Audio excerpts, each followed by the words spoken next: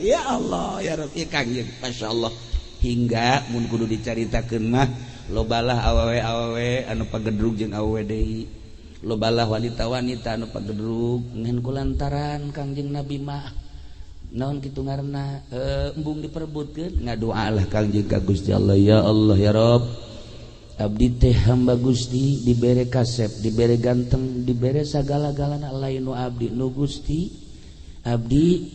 dilahirkeun ka dunya ku Gusti teu ngaku-ngaku abdi mah ulah jadi fitnah ka kasepan abdi ulah jadi fitnah ka gantengan abdi sakumaha fitnah kasep nu dibawa ku Kangjeng Nabi Yusuf dulur kula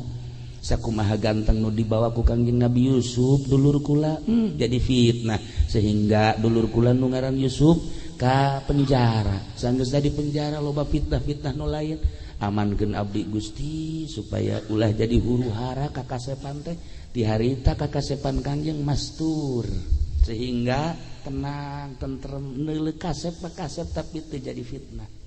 Kangjeng kasepan Kangjeng jeung Kangjeng Nabi Yusuf bakal tembongna engke di surga Kangjeng Nabi Yusuf eleh ku Kangjeng Nabi urang ngan teu jadi fitnah di dunyana tenang tentrem